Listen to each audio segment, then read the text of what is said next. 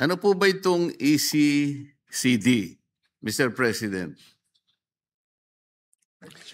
It's Early Childhood Care Development Council, Your Honor, Mr. President. Early Childhood Care Development. Care Development. Hindi po ba sa DSW dito, Mr. President? Eh bakit po napunta kayo sa pag-aalaga ng mga bata? Hindi po bang inaalagaan nyo mga pulis at saka mga bumbero? Bakit po pati bata ang inaalagaan nyo na? Pa po kayong bida, Mr. President. Ang bida ay buhay ay ingatan, droga ay ayawan. Tama po. Yung pong bida, Mr. President, according to our DL Secretary, is not anymore standard. Pero po yung isa. Bakit po? Ang ganda po nito Buhay ay ingatan. Ayaw na po ba nating ingatan ang ating buhay? Bakit ito po inalis nyo? Your Honor, Mr. President, according to our Secretary, they concentrated on the supply interdiction. Hindi na po yung sa consumption. In fact, they were able to reduce the annual consumption from 14 tons and they were able to seize about 6 tons this year. So nag-concentrate sila sa sa supply, pagpigil ng supply, Mr. President, Your Honor. Pero pwede rin po kasi droga ay ayawan, kasangkot na rin po 'yon. Kasi kung wala nang gagawa ng droga, ayaw na po silang lahat. So nung inalis po niyo yung bida, ano pong ipinalit niyo? Kontrabida. Last but not the least to interpolate the measure is Senator Marcoleta, Mr. President. Senator Marcoleta is recognized.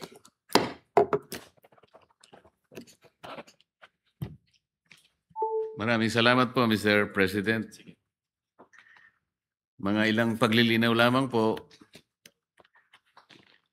Siguro po hindi naman tayo abot ng alas 7 ng gabi po, Mr. President. 4:30 pa lang. Mr. President, despite capacity building measures, many LGUs still score very low under the seal of good local governance criteria. Gusto ko pong malaman, Mr. President, ano-ano po yung mga indicators that are consistently very, very low in their performance nationwide?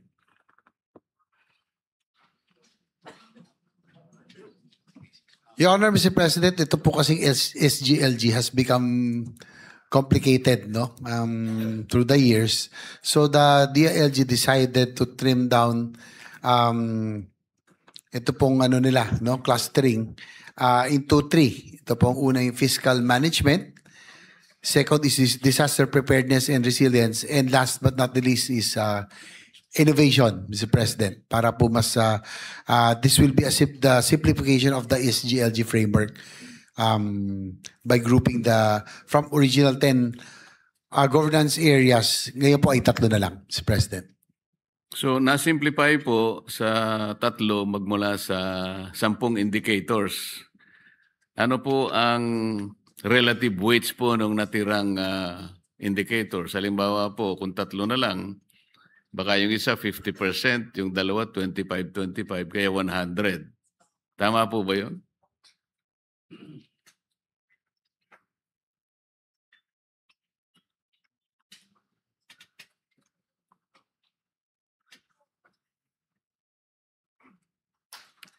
Mr. President, they're still finalizing and crafting the final criteria. Wala pa ho at present, Mr. President.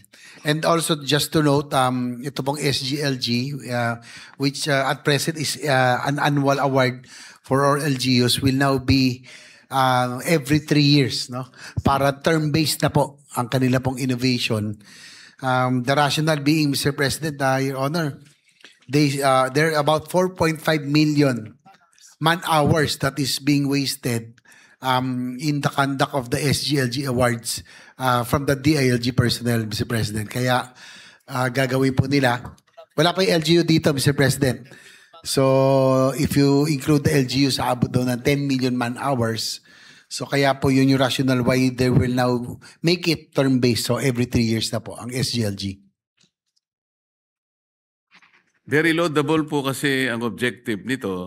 Kailangan nating masukat yung kakayahan po ng bawat LGU sa kanilang pamamahala, paggugobyerno sa kanilang mga constituents. Kaya po naging interesado ako na makita ko ano-ano itong mga indicators na ito. Realistic po ba ito? At paano po ko quantify? Bigyan ko po kayo ng halimbawa, Mr. President. Sa kagustuhan ko po noon, nung nasa ako'y mababang kapulungan ng Kongreso, ako po kasi ay na-inspire doon sa isang index na ginagawa po sa bansang Bhutan. Ano po? Meron silang smiling index, yung happiness index. So, naimungkahi ko po doon sa dating NEDA. Ngayon po atay DepDep. Pumunta po ako. Ako pong mag-isa ang pumunta eh. Dahil sa gusto ko pong sukatin, ano-ano po yung mga indicators na pwede natin gamitin para lang malaman natin masaya ang isang tao o hindi. Tinawag ko po yun tentatively, Mr. President, na ngiwi o ngiti. Kasi po nakangiwi, medyo mabigat ang kanyang problema. Ano po? Pag nakangiti, medyo masaya yon. Ang ginawa ko po, nagpunta po ako sa opisina ng NEDA.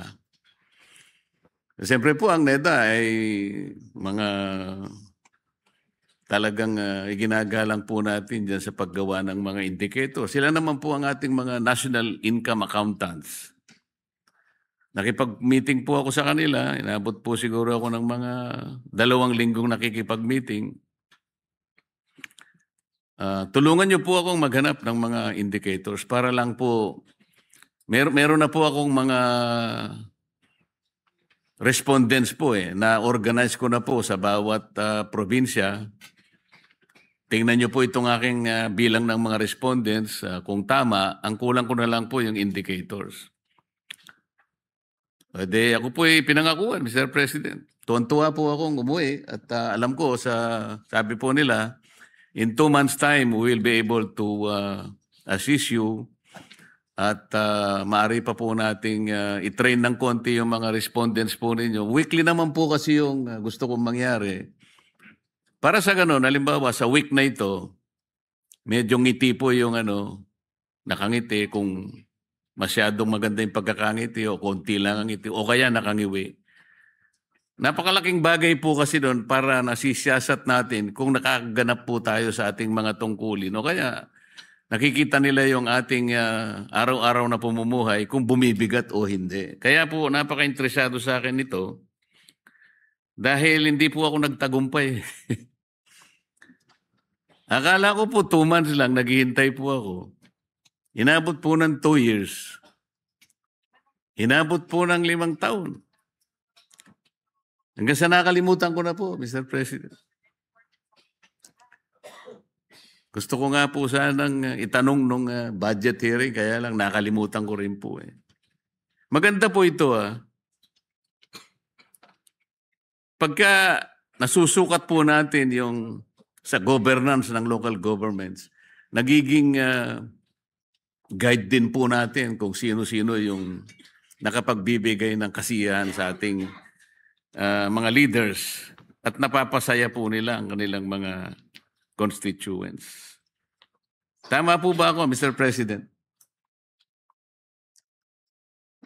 Yes, we are giving honor, Mr. President. Talagang through the years, yung SGLG really created awareness on the different LGUs to really strive and to try to get this award.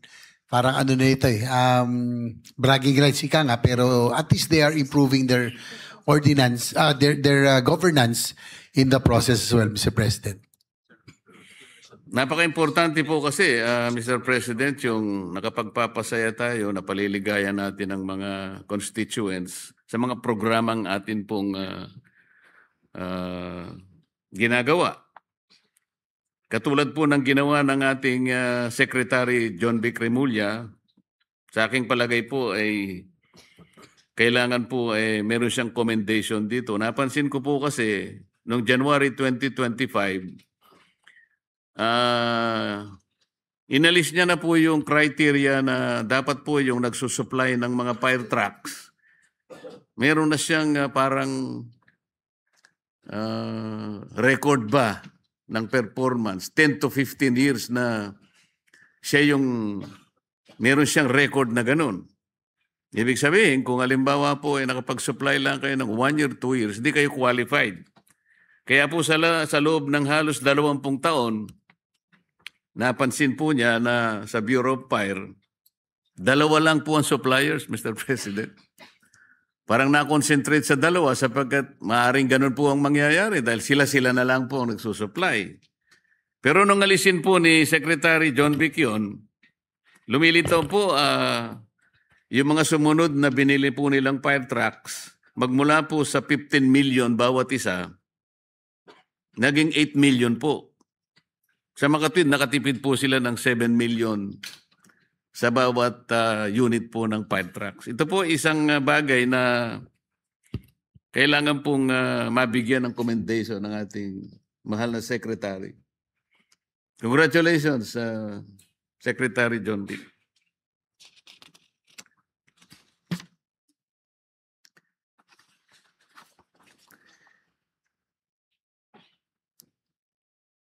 Ano po ba itong ECCD, Mr. President? It's Early Childhood Care Development Council, Your Honor, Mr. President. Early Childhood Care Development. Care Development. Hindi po ba sa DSW dito, Mr. President? Sa inyo na po ba ito? Bakit po napunta kayo sa pag-aalaga ng mga bata? Hindi po bang inaalagaan nyo mga pulis at saka mga bumbero? Bakit po pati bata ang inaalagaan nyo na? Baka po kayo Your Honor, Mr. President, tama po kayo. Dati po ay that was before under DSWD. But since most of the daycare centers are in the LGUs, barangay halls, no, may mga sa barangay halls, so it was transferred to the DILG supervision, Mr. President. Nakabuti po ito, Mr. President. Meron po tayong may bibigay ng mga datos o pangyayari na mula po sa DSWD ay kayo na po ang kumupkup dito sa responsibilidad na ito, Mr. President. Your Honor, Mr. President, that remains to be seen as this will only be implemented this coming May 2026. Ang alam ko po itong ECCD, Mr. President, sa DepEd po ito. Co-chair po ang DILG and the DepEd, Mr. President. So sa Makatwid po, sa pag-aalaga po ng 2 ahensya, DepEd at DSWD, minabuti po nilang ibigay na lang po sa inyo, Mr. President. Tinanggap naman po ninyo ng buong puso, Mr. President. Your Honor, Mr. President, it will be DepEd, yes, DepEd and DILG, since it is stipulated now under the law, under an RA 12199. So, co-chair po talaga ang DILG and DepEd tungkol po sa ECCD, Mr. President. Mr. President, meron pong special provision ngayon doon sa reimbursement ng expenses na kanilang ginasta sa anti-smuggling and economic subversion operations. Bakit po, Mr. President? Why is there a need for reimbursement of expenses, specifically for anti-smuggling and economic subversion operations? Hindi po ba ito'y parte na rin ng inyong ahensya sa usual operations with corresponding budget allocations?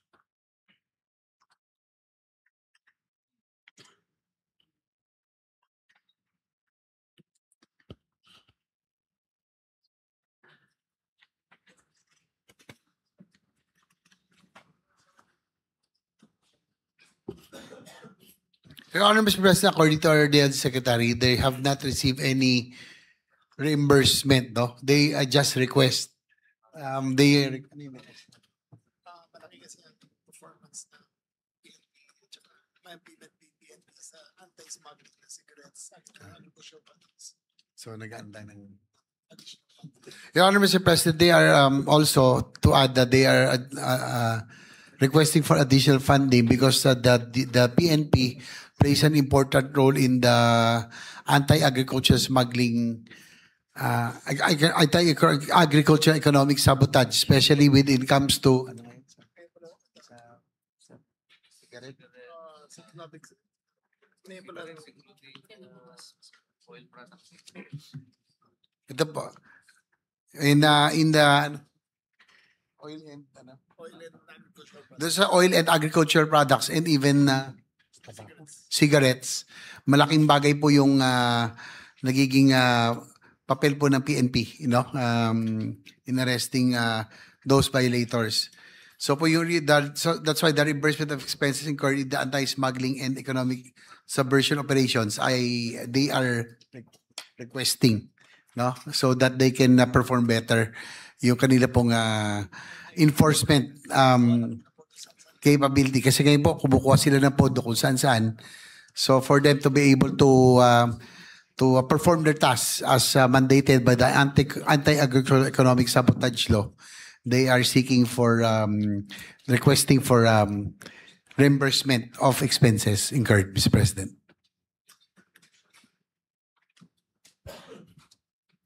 I hope this can be justified, Mr. President, dahil kasama po kasi sa budget allocation.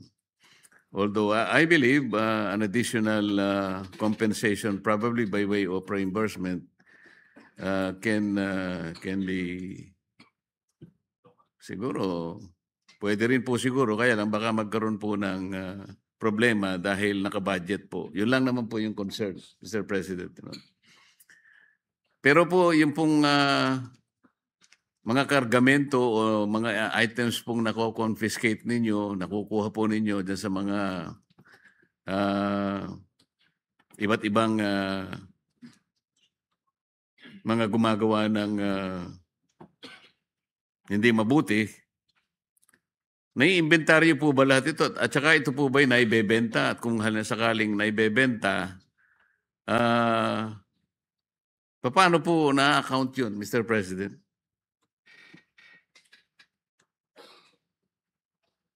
At saka legal po ba yung ibebenta po? Sapagkat confiscated items, so mga illegal po yun eh.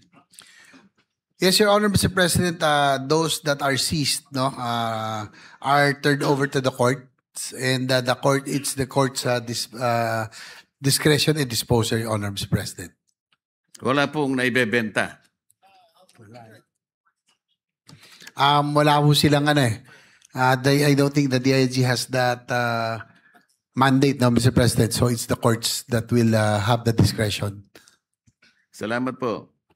Meron po ang DILG na program, kung tawagin po ay Bantay Corruption. Ito po ay na-launch na yata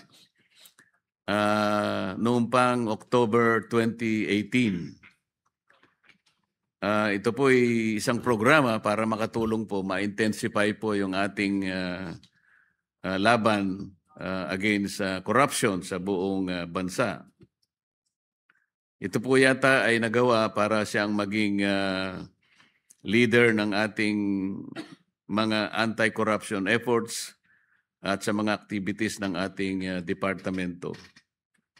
Pwede po bang malaman natin ang mga naging output natin, ang ating pagtatagumpay sa programang ito para malaman naman po ng ating mga kababayan na meron po namang ginagawang ganito ang DILG, lalong-lalo na po yung corruption na alam po natin ngayon ay biglang nabuyang-yang sa buong kapuluan dahil ito po ngayon ay nasangkot na pati po yung ating mga flood control projects. Sa inyo pong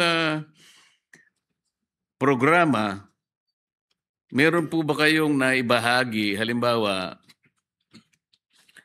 dito sa pinag-uusapan at iniimbestigang flood control projects, ano po yung naging participation po ninyo?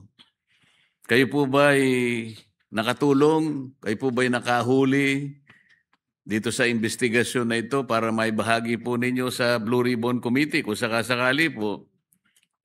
Dahil malaking bagay naman po ito, ang LGUs po ay malaking isa pong importanteng partners po ng lahat ng ahensya. Kung ang pag-uusapan po ay ang pagbabantay ng katiwalian sa ating bansa.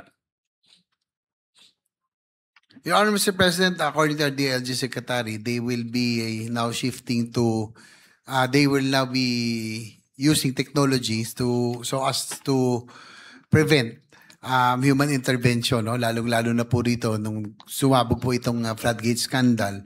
So one of the first steps is the establishment of an artificial intelligence or AI backbone for monitoring government construction projects, no, para po lesser human intervention. So they will rely on technology, Mr. President.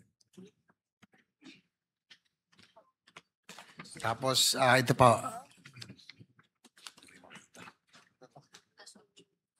Here the accomplishment, Mr. President, as of December 2024, 792 LGUs participated in BK programs, reinforcing public accountability webinars.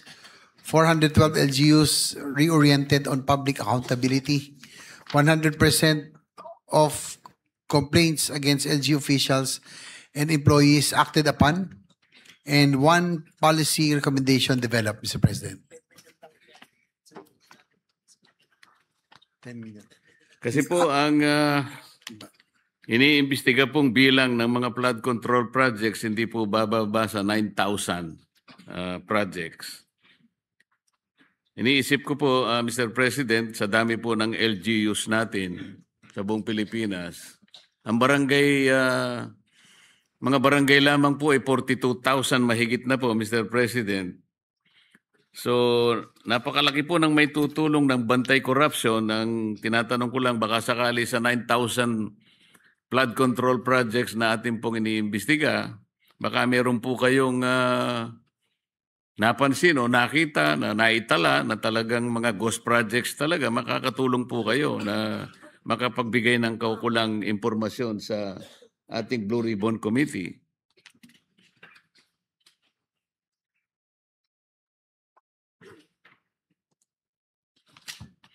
Nasaan na yung application na tinitingnan natin ganyan? Mr. President, what happened in the past, no? Because with the advent of with this floodgate scandal, ang nangyari po talaga, unfortunately, there are LGUs that are not even aware of this anomalous projects, no? According to the DLG Secretary. Ito nga po yung napag-usapan natin ditong sa Gasa na talagang isinaksak na lang.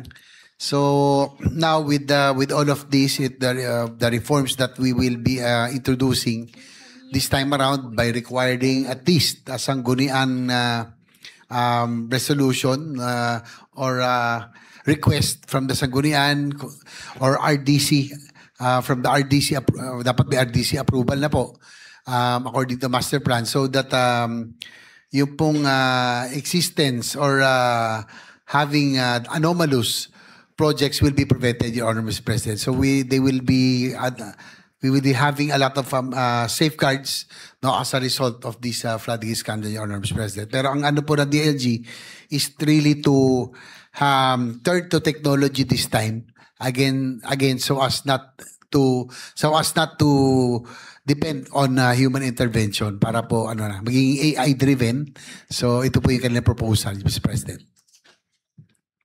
Napaka-importante po kasi, Mr. President, lalong-lalo na po itong program na ito ay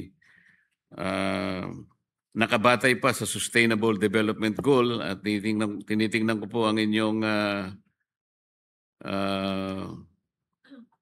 programa at ang DILG outcome framework pa nga po ay promoting accountable, transparent, participative, and effective local governance Kaya iniisip ko po, napaka-effective ng programa na ito. At inaakala ko po na dahil sa effectiveness na ito, na sana'y nakabahagi man lang kayo doon sa ginagawa ngayon ng ating pamahalaan na talagang usigin natin kung sino man ang talagang pinag-ugatan ng lahat ng ito. At ang inyong programa po ay isa sa makakatulong na maging partner po ng Blue Ribbon Committee, Mr. President. Tungkol naman po sa ating kapulisan, sa kagustuhan po nating maging effective sila, gusto po naming malaman on the average, is the monthly budget allocation for the MOOE ng bawat isang istasyon ng pulis. Magkano po kaya on the average ang kanilang MOOE, Mr. President?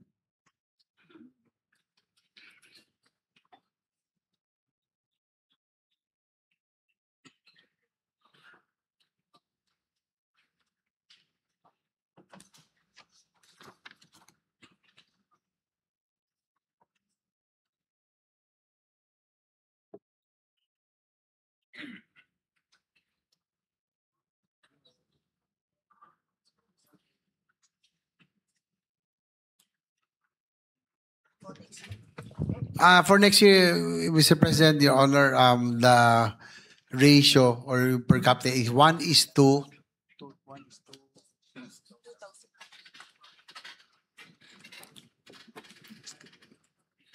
1:2,000, Mr. President.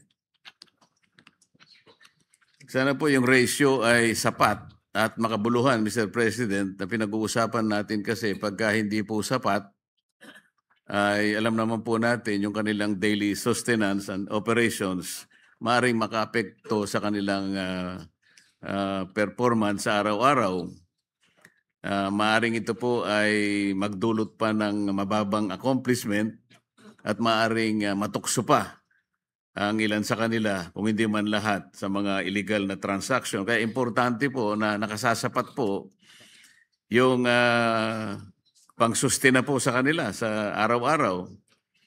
Increasing their salaries and benefits alone will not result in better performance. It must be accompanied, Mr. President, by adequate and reasonable support in their daily operational needs. Kung tama po ako, ay paki-confirm nyo lang, Mr. President. Honor, Mr. President, actually, just to set it straight, yung current MOE pala is 1,660. And for 2026 NEP, it will increase to 2,000. So, nadagdagan po natin ng kaunti, no? Ng 340 MOE, Mr. President.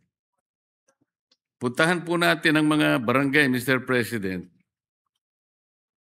Do you have an idea how much is the average honorarium of a barangay captain per month?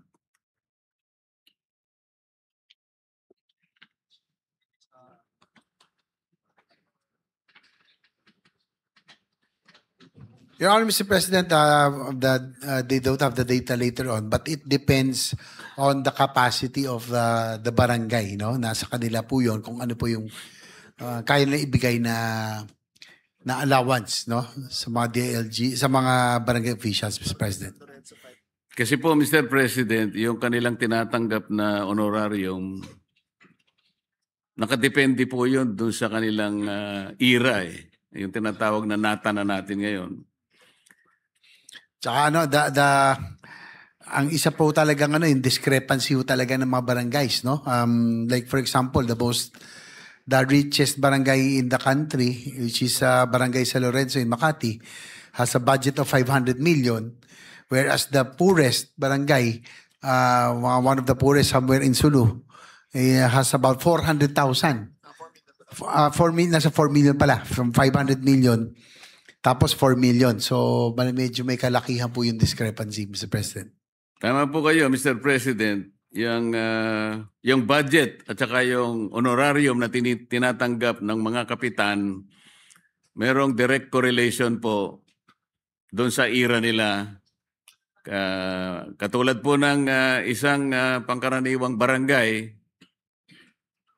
ang tinatanggap po ng barangay kapitan sa isang pangkaraniwang barangay ay 5,000 pesos. Pero po dun sa mga affluent barangays, meron pong umaabot ng 30 to 35,000 pesos per month. So makikita po niyo yung discrepancy. Doon po sa mga tumatanggap lang ng 5,000, ang average po nationwide is only about 7,000 pesos per month, Mr. President. Ang ibig lang sabihin po noon, dito po kasi sa Metro Manila, yung monthly na salary po ng ating mga kasambahay ay naglalaro na po sa 7,000 to 8,000 pesos a month. Sa mga tweed, ang average po na tinatanggap na honorarium ng kapitan ay yun din po yung tinatanggap ng ating mga kasambahay. Pero ang kanila pong tungkulin ay 24/7. Wala naman silang insurance, wala silang GSIS, wala naman silang SSS. Alam po ba niyo kung magkano ang honorarium ng isang tanod, Mr. President? Yung average.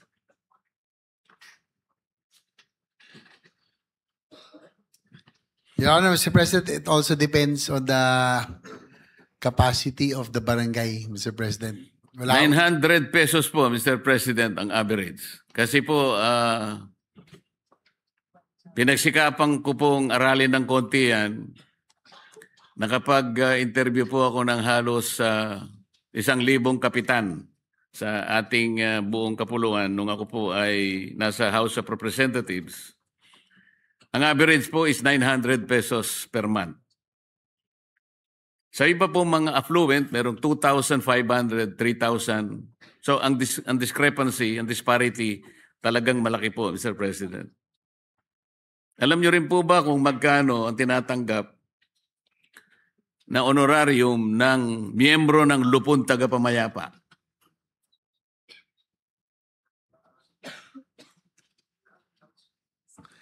Ayun, yan din, depende. Meron daw halos na libre because some yung iba pong lupon ay talaga dapat Totoo po yun. voluntarily.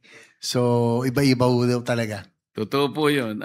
Sa akin pong pagtatanong sa kanila, ang average po na tinatanggap nila, 300 pesos per month. That's correct, Your Honor, Mr. President, according Noong to pong DNG. tinanong ko yung isang barangay sa Maynila, ang una niyang sinabi sa akin, 3,000 pesos, sabi niya. Teka muna, baka nagkamali ka, sabi ko, Mr. President. Kasi ang kwenta ko rito, 300 pesos lang per month. Bakit ikaw, 3,000? Napakaswerte ka ako ng membro ng Lupon Tagapamayapa. Ay hindi pong ibig ko sabihin, 3,000 pesos per year. Ganun po ang kalagayan. Kaya nung tingnan ko po yung mga nota ko po doon sa kanyang barangay, siya pala yung pinakamagulong barangay sa buong Pilipinas.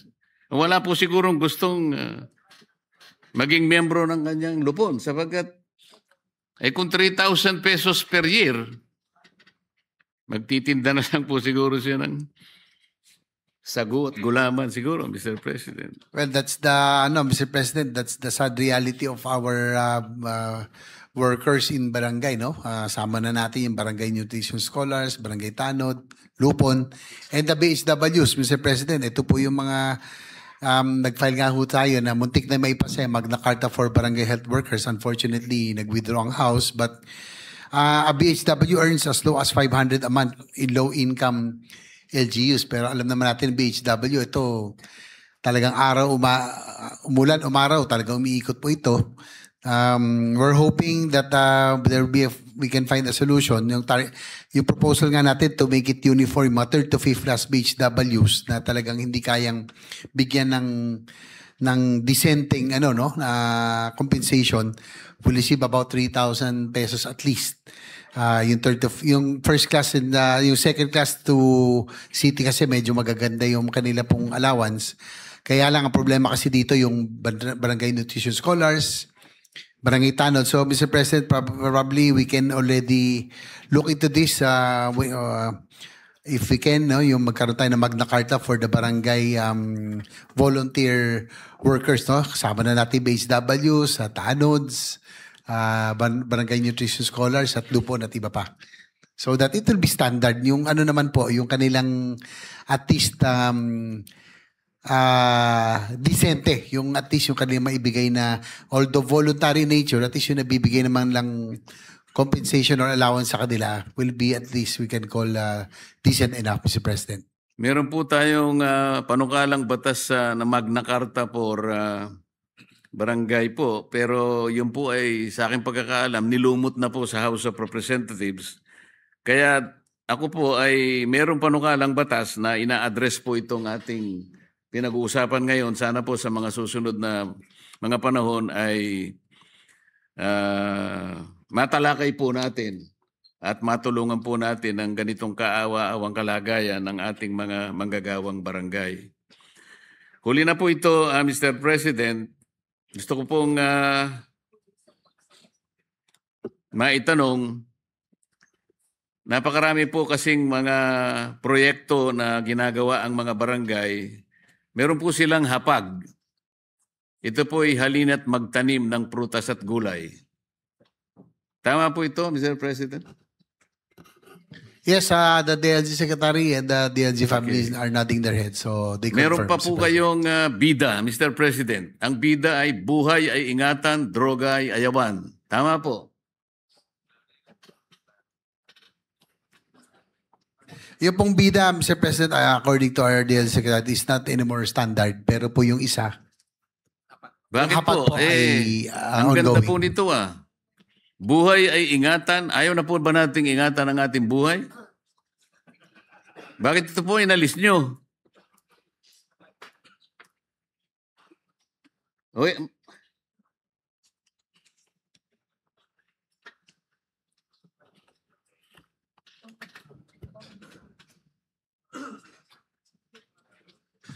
Your Honor, Mr. President, according to our Secretary, they concentrated on the supply interdiction, hindi na po yung sa consumption. In fact, they were able to reduce the annual consumption from 14 tons to from 14 tons, and they were able to seize about 6 tons this year.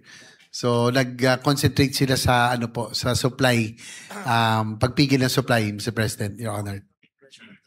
Pero pwede rin po kasi droga ay ayawan, kasangkot na rin po yun. Kasi kung wala nang gagawa ng droga, aayaw na po silang lahat.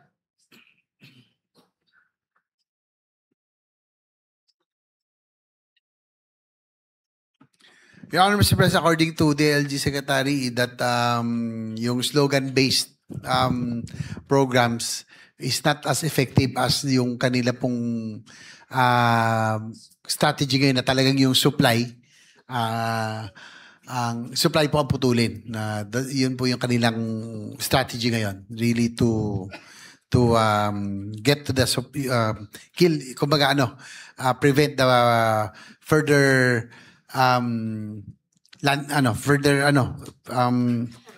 further proliferation of drugs by cutting the supplies off, Mr. President. So nung inalis po niyo yung bida, ano pong ipinalit niyo? Kontrabida.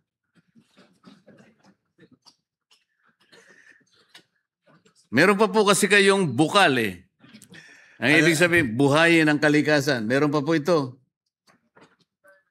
That will be from the environment, Your Honor, Mr. President. Sa Oo nga environment po, program. nandyan pa rin po. Yung daw po, yung wala na raw pinal sa bida. Hindi na contra supply daw ho ang kanila. Pwede rin, kontrabida. So, bukal, buhayin ang kalikasan. Buhay pa po ito. May mga barangays daw po na may gumagawa, Mr. President. Aba, kailangan po. Ito po, lahat po ito merong memorandum Alam ko po, pinagtibay po ito ng DILG. Meron pa po kayong kalinisan. Bukal is tree planting, Your Honor, Mr. President. Tree planting program sa mga barangays. Opo, alam ko po yun. Yung kalinisan, ano po ibig sabihin nun? Kalinisan isa. Kalinisan, Mr. President, is a solid waste management, Your Honor. Opo, pero meron pong ano yun eh. May ibig sabihin kasi ito po ay mga acronym eh. Ano po yung kalinisan? Ano yung sabihin ng